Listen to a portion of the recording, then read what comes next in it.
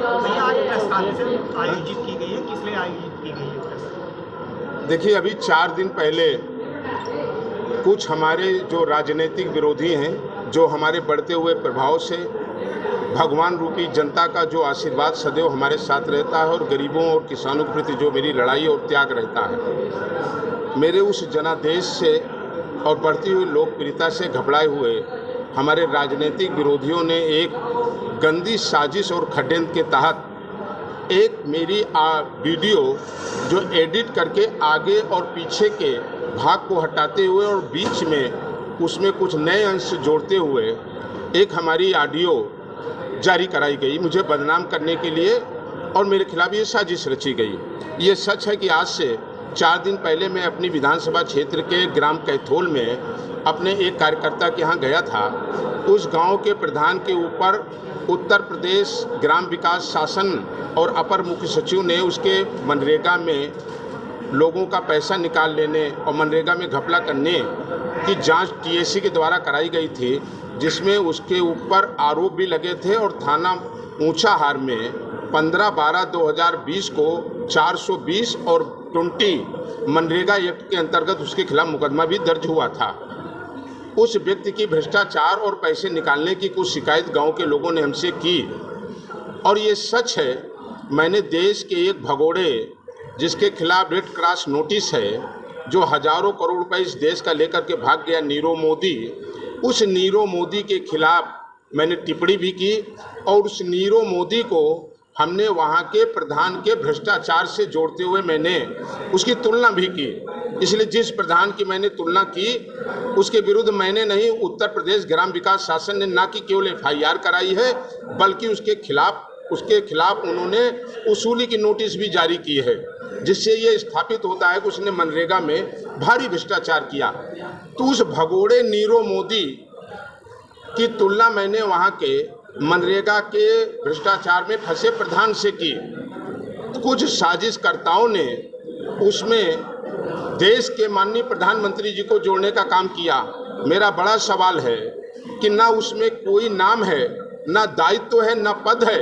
अगर नीरव मोदी की तुलना जिन लोगों ने भारत के प्रधानमंत्री जी से की है, तो मैं बड़ा सवाल करता हूं कि एक सरनेम पर आप पूरे देश भर के उस सरनेम के रहने वाले लोगों को कैसे दोषी और आरोपी और कैसे उनको उससे जोड़ करके मानेंगे।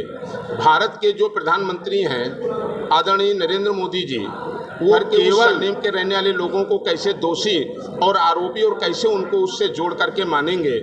भारत के जो प्रधानमंत्री हैं आदरणीय नरेंद्र मोदी जी, वो केवल भारतीय जनता पार्टी के प्रधानमंत्री नहीं हैं, बल्कि देश के लोगों के प्रधानमंत्री हैं, एक बड़े संवैधानिक दायित्व पर हैं। मैं भी एक संवैधानिक दायित्व का निर्वाह कर रहा हूं। मैंने अपने पूरे जीवन में कभी इस तरह की टिप्पणी किसी भी संवैधानिक पदों पर रहने वाले व्यक्ति के या नॉन संवैधानिक पदों पर रहने वाले व्यक्ति के विरुद्ध कभी मैंने नहीं की।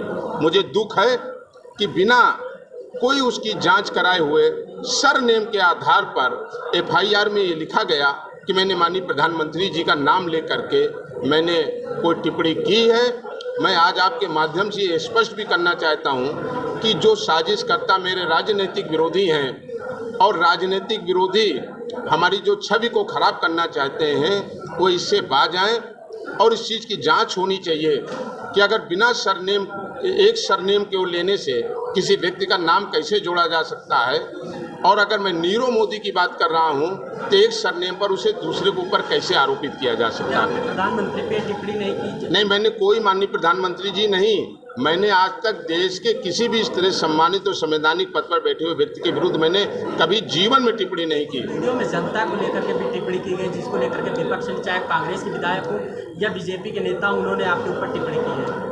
ये ठीक बात है। भगवान रूपी हमारी जनता है जो मेरा परिवार है, और मैं वहाँ पर कोई मीटिंग सभा, नुक्कड़ सभा या चौपाल नहीं कर रहा था। मैं अपनी परिवार रूपी जनता के बीच में बैठा था, और ये सच है कि वहाँ पर जनता के 300 लोगों का लगभग मनरेगा का पैसा पूर्व में वहाँ के प्रधान द्वारा निकलवाया गया। इसकी FIR शासन ने कराई है, और फिर कुछ जनता ने अंगूठा उससे लगवा कर गुमराह करके उसका पैसा निकलवाया गया।